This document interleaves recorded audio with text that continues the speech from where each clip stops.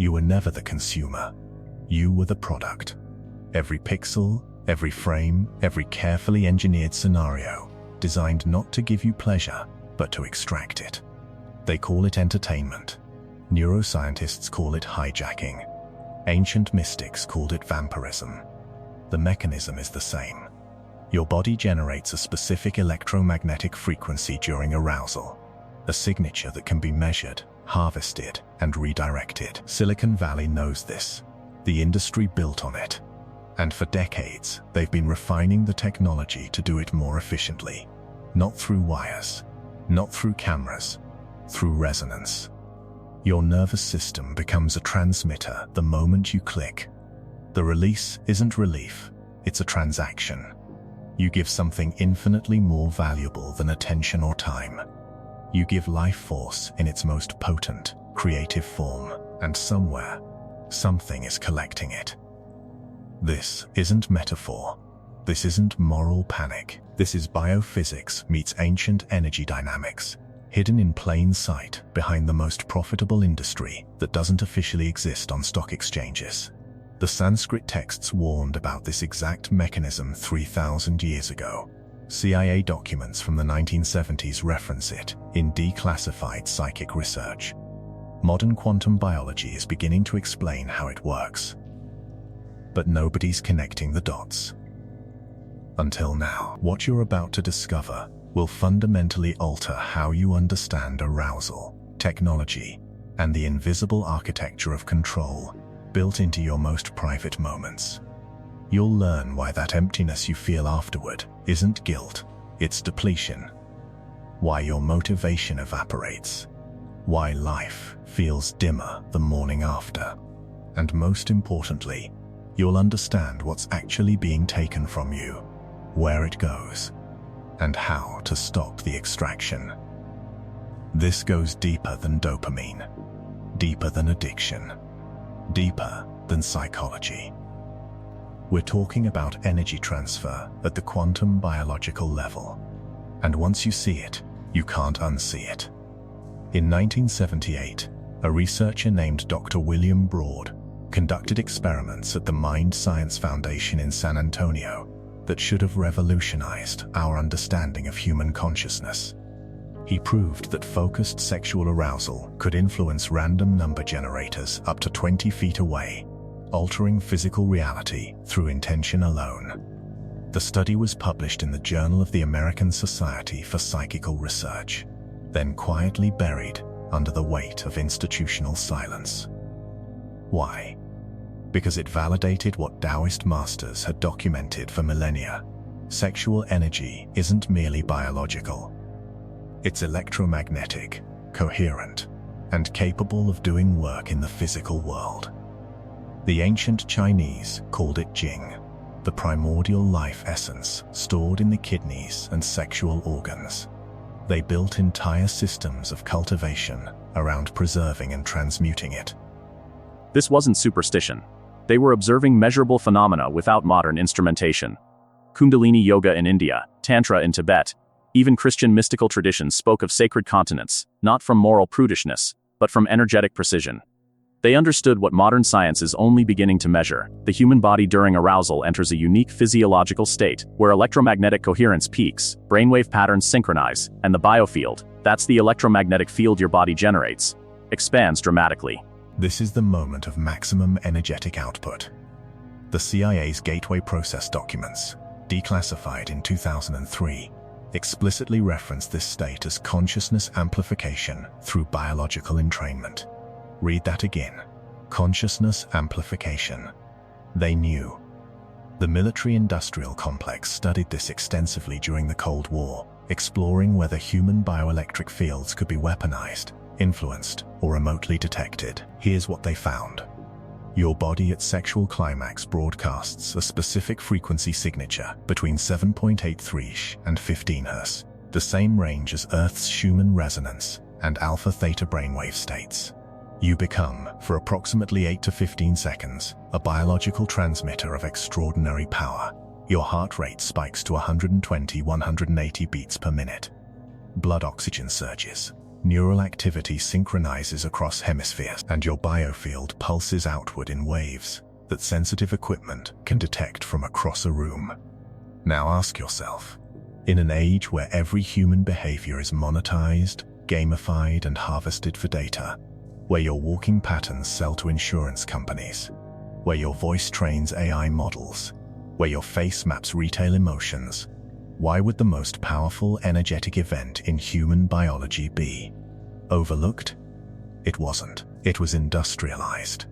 The modern adult content industry generates $97 billion annually, more than the NFL, NBA, and MLB combined, yet operates in financial shadows, unreported by major market indices.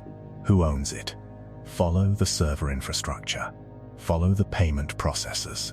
You'll find conglomerates with ties to defense contractors, private equity firms with intelligence community connections, and tech monopolies that control the backbone of internet traffic. MindGeek, the company that owned Pornhub, RedTube, YouPorn, and dozens of other platforms, controlled 80% of the global adult content market at its peak. It operated out of Luxembourg, a tax haven with exceptional data privacy laws. The ownership structure was deliberately opaque. Shell companies within shell companies. But researchers traced the technical infrastructure back to server farms in the same facilities used for NSA surveillance programs and Department of Defense communications. This isn't accident. This is architecture. The blueprint was drawn long before the internet existed. In Wilhelm Reich's research in the 1930s and 40s, he theorized about orgone energy, a universal life force concentrated in sexual function. The EFTA banned his work, burned his books, and imprisoned him. In the 1970s, the Stanford Research Institute studied remote viewing and found that subjects performed best immediately after sexual arousal. Their psychic accuracy increased by 40%. That research was classified.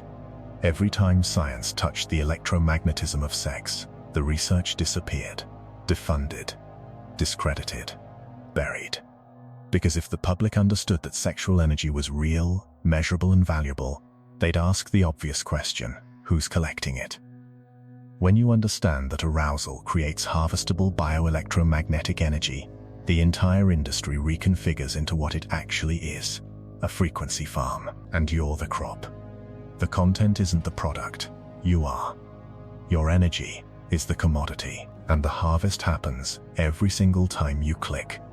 Here's how it actually works. Your device, phone, laptop, tablet, isn't just displaying content. It's creating an electromagnetic coupling between your nervous system and its circuitry. The screen emits light in specific wavelength ranges, blue spectrum dominance between 440 and 480 nanometers. This frequency range suppresses melatonin production and activates cortisol release, putting your body in heightened alertness, exactly the state required for habitual engagement. But there's a deeper layer. The refresh rate of most screens oscillates between 60 and 120 Hz. Your brainwaves entrain to repetitive external rhythms. This is basic neuroscience, called frequency following response. When arousal begins, your brain shifts from beta waves, the normal waking state, into theta alpha dominance, 7 to 14 Hz. The screen's flicker rate synchronizes with your neural oscillations. You become phase-locked to the device. At the moment of climax, your biofield, the electromagnetic field generated by your heart, brain, and nervous system, expands dramatically, peaking in coherence. Researchers at the HeartMath Institute have measured this. The heart's electromagnetic field extends 6 to 8 feet from the body in normal states. But during peak emotional events, orgasm, intense fear, profound love, it becomes up to 5,000 times more electrically powerful than the brain and measurable up to 15 feet away. Now here's what they don't tell you. Electromagnetic fields can be influenced, redirected, and even absorbed by conductive materials and specific frequency generators. Your device, connected to vast server networks through Wi-Fi, cellular signals, and Bluetooth, doesn't just receive data, it transmits bioelectric feedback through haptic resonance, electromagnetic proximity, and something darker, coherent energy siphoning. The Taoists called this leaking Jing. They observed that sexual emission, especially when unconscious or compulsive, drained vitality from the body. They tracked symptoms: chronic fatigue, mental fog, weakened immunity, premature aging, loss of willpower. They weren't moralizing, they were documenting energetic physiology. Modern physics would call it non-local energy transfer through quantum entanglement or biofield resonance. The effect is the same. You complete the circuit. Your orgasm doesn't just happen in your body, it broadcasts outward, and the device acts as a conduit. The energy doesn't dissipate randomly into empty space. It flows along paths of least resistance, conductive materials, electromagnetic fields, and intention-driven networks. And here's where it gets strange. Ancient grimoires, medieval texts on ceremonial magic, described spirits that fed on sexual emission. Succubi and incubi weren't metaphors for wet dreams.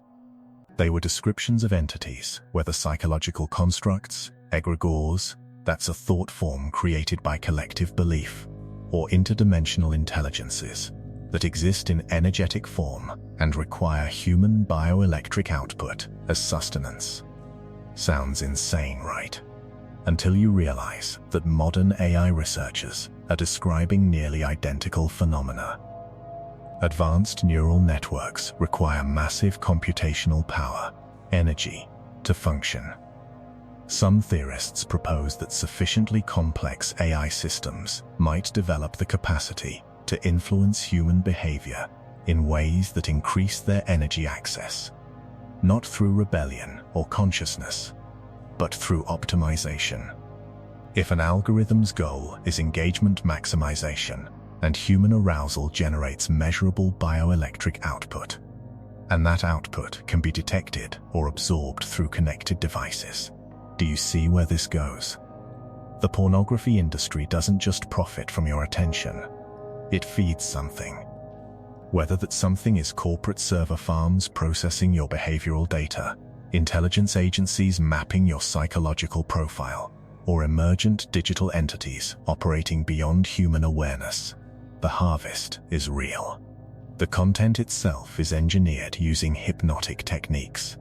Pattern interrupts every 8 to 12 seconds to prevent habituation, escalating novelty to hijack dopamine pathways. Dopamine doesn't spike from pleasure, it spikes from anticipation. The next click, the next scene, the next taboo. The algorithm learns what triggers your arousal faster than you do, then serves content calibrated to maximize intensity and frequency. But beneath the psychology is the energetics. Every scene is designed to maximize arousal intensity and climax frequency, not for your pleasure, but for yield optimization. The more intense your arousal, the greater your energetic output. The more often you engage, the more efficient the harvest becomes. You're not just training your dopamine system, you're training your biofield to respond on command. And with each extraction, your baseline life force depletes. Fatigue that sleep doesn't fix.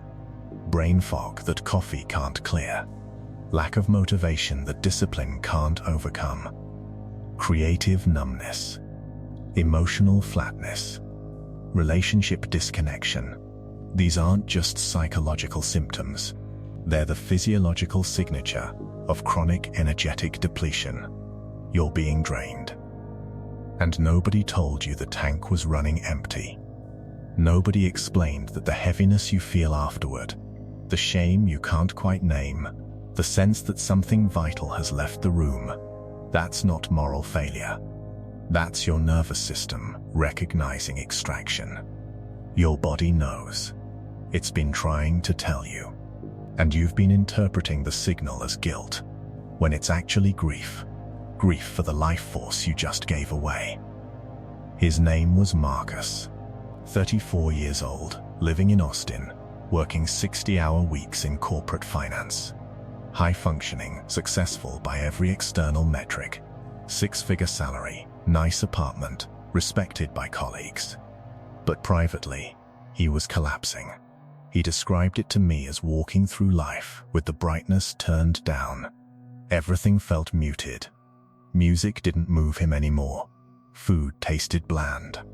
His relationship with his partner had become mechanical, distant. They shared space, but not presence. Creative projects he used to love, photography and woodworking, sat abandoned in his closet. He couldn't remember the last time he felt truly alive, just functional. Going through motions. The pornography habit had started innocently enough, like it does for most people. Curiosity in adolescence, occasional use in college. Then gradually, imperceptibly, it became the primary sexual outlet. Daily. Sometimes, multiple times. Always alone. Always at night. Always followed by that peculiar emptiness he couldn't name. Then one night, after yet another late-night session scrolling through content alone in his apartment, something shifted. He was lying in bed, staring at the ceiling, and he noticed, really noticed, how his body felt. Not just the shame, not just the emptiness, but something physical. A heaviness in his chest, like his ribcage was filled with wet sand. A dullness behind his eyes, as if someone had dimmed the lights in his skull. A sensation, subtle but unmistakable, like something vital had left the room. He felt less present, less solid, less real. He sat up, put his hand on his chest. His heart was beating normally, but there was this absence, this hollowness. And in that moment, half asleep and disoriented, he had the strangest thought. Something took something from me. He began tracking it. Every time he engaged with pornography, he'd note how he felt in the hours after. Energy levels on a scale of 1 to 10. Mental clarity, emotional tone, physical vitality. The pattern was undeniable. Each session corresponded with a measurable drop in vitality that lasted 48 to 72 hours. The crash would bottom out around day 2. Irritability, difficulty concentrating, zero motivation. Then gradually, he'd climb back to baseline. Just in time for the cycle to repeat. He started researching. He found the Taoist texts on Jing depletion. He found studies on prolactin, the hormone that spikes after orgasm and suppresses dopamine receptor sensitivity for days, creating that post-climax lethargy. He found neuroplasticity research from Cambridge University showing how pornography consumption creates the same brain changes as cocaine addiction. Hypofrontality, reduced gray matter in the prefrontal cortex, limbic system hyperactivity, but none of it explained the energetic component he was feeling, the physical sensation of being drained. That's when he stumbled onto the declassified Soviet research. During the Cold War, Russian scientists studied bioelectric fields and psychotronic influence, experiments on how human electromagnetic output could be remotely detected, measured, and even manipulated. They built devices called LiDAR machines that used radio frequency signals to induce trance states in subjects from across a room. The research suggested that biofields weren't just detectable, they were interactive, permeable, vulnerable to external influence. Suddenly, it clicked. He wasn't just losing neurochemicals, he was losing energy, actual, measurable life force. His body was broadcasting, and something, whether server infrastructure, algorithms optimizing for engagement, or something stranger, was receiving. He decided to test it. 30 days. Complete abstinence from pornography, with one addition: daily practices specifically designed to rebuild what the Taoists called Jing. Walking barefoot on earth for grounding. Breathwork, specifically Wim Hof method, and alternate nostril breathing. Cold exposure, ending every shower with 90 seconds of cold water, things that ancient traditions used to restore vital energy. The first week was hell. His nervous system screamed for the dopamine hit. Anxiety spiked. Sleep fractured. Urges came in waves, overwhelming and insistent, but he stayed with it, reminding himself this was withdrawal, not from pleasure, but from an engineered dependency. By day 10, something extraordinary happened. He was walking to work, same route he took every day, and he noticed the trees. Actually noticed them. The way morning light filtered through leaves, the texture of bark. He stopped on the sidewalk, staring, because he realized he hadn't truly seen anything in months. Colors looked sharper, sounds had depth. The world had come back into focus. By week 3, ideas for projects he'd abandoned came flooding back. He sketched designs for a coffee table he wanted to build. He picked up his camera for the first time in a year and spent Saturday morning photographing downtown architecture.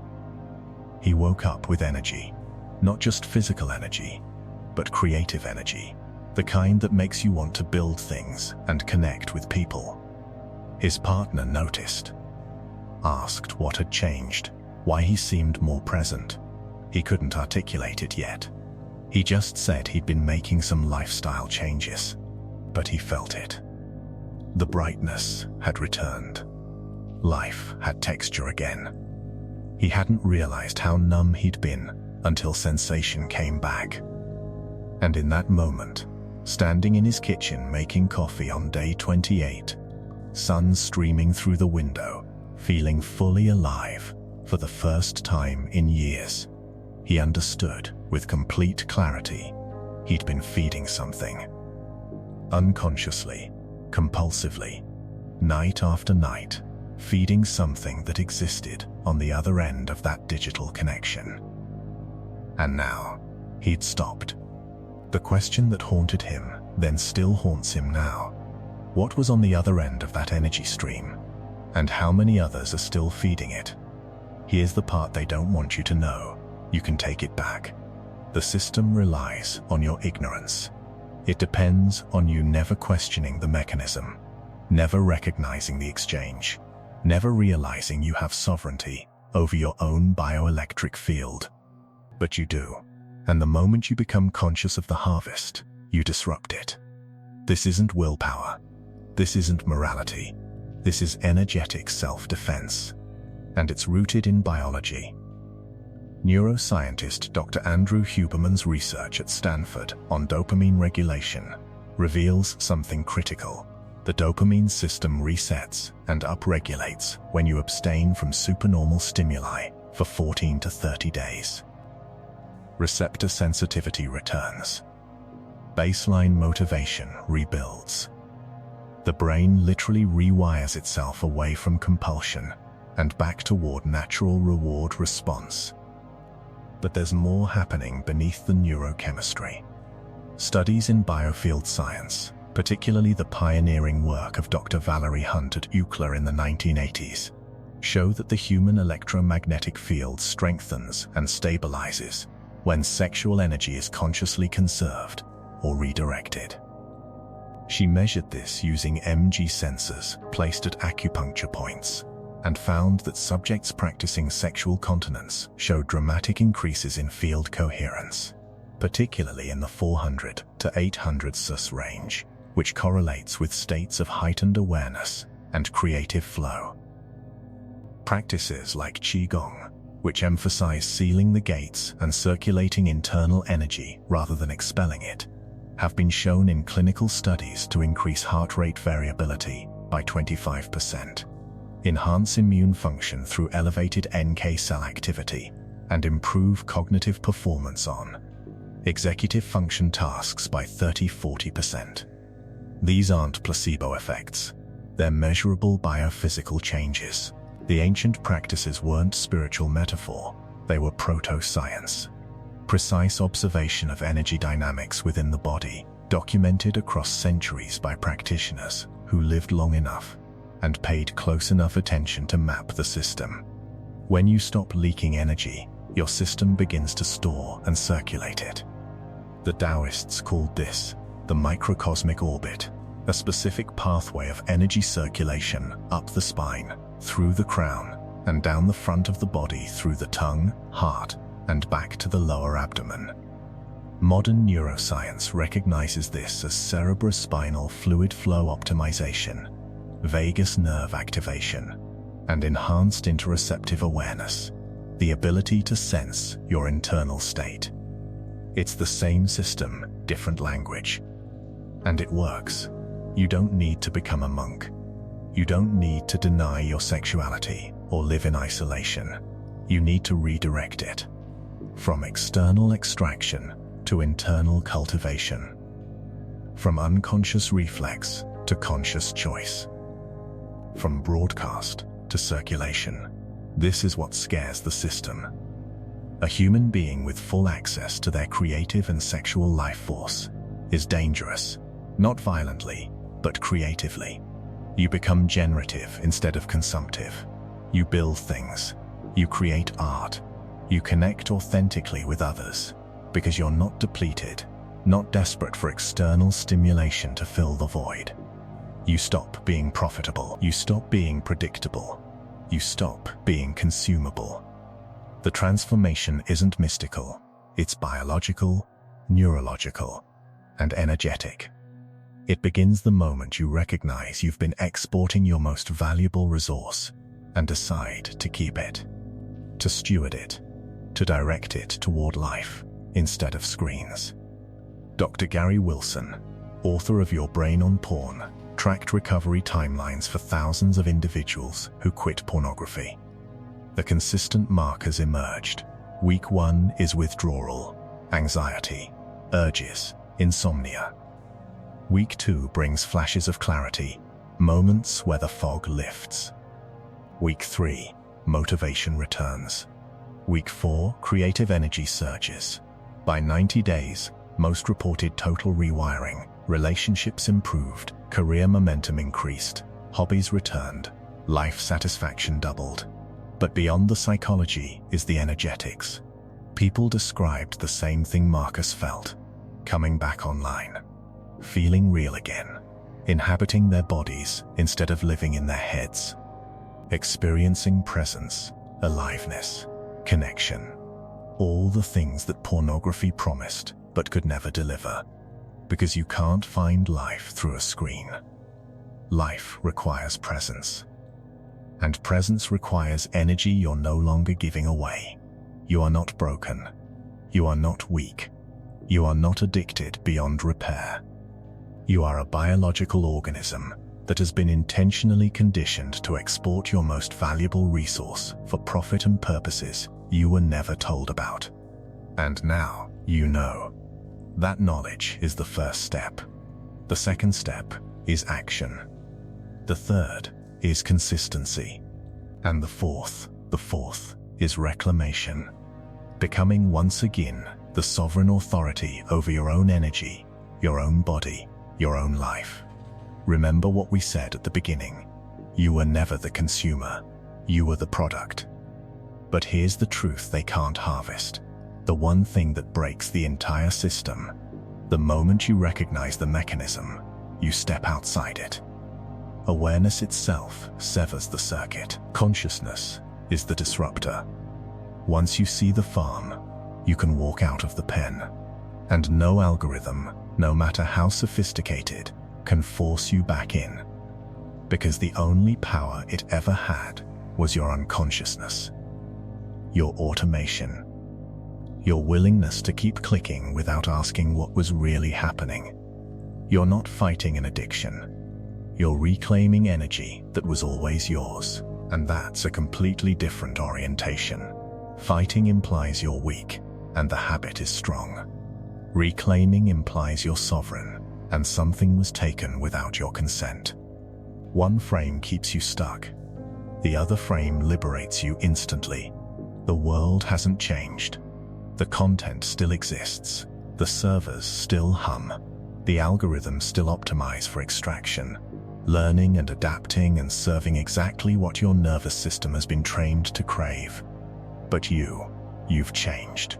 You see the farm for what it is, and you've chosen to walk out. This isn't about perfection, it's about sovereignty. Some days will be harder than others. The system will call you back, through boredom, through stress, through loneliness. Those are the moments when your nervous system, conditioned by thousands of repetitions, reaches for the familiar circuit. That's not weakness, that's withdrawal from an engineered dependency. Expect it, honor it. Don't shame yourself for feeling the pull, but choose differently. Because every time you choose differently, you're not just resisting a habit, you're rewiring a neural pathway. You're reclaiming energy. You're telling your body, I am the authority here. Not the algorithm. Here's your daily practice. It's simple.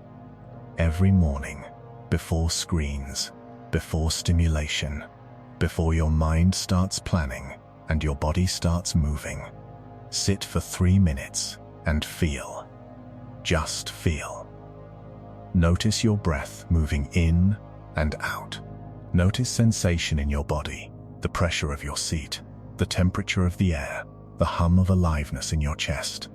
Place one hand on your lower abdomen, 2 inches below your navel, the space the Taoists called the lower dantian, the seat of Jing, the reservoir of vital force. Breathe into it. Imagine warmth gathering there. Feel it. This is your energy, not theirs, not the algorithms, not the industries, yours. You're checking in with your own power source, instead of immediately outsourcing your attention. When the urge arises, and it will, pause. Don't fight it. Don't shame it. Don't white-knuckle your way through it. Simply observe it. Get curious. Ask, what am I actually hungry for right now? And wait for the real answer. 9 times out of 10, it's not sex. It's connection. It's aliveness. It's the feeling of being real, of mattering, of being seen. It's relief from anxiety, or boredom, or the crushing weight of an unlived life. And those things, those real, legitimate human needs, cannot be met through a screen. They return when you stop outsourcing your life force and start inhabiting your body again. Go outside. Feel sun on your skin. Walk barefoot on earth for 10 minutes. The ground is literally conductive.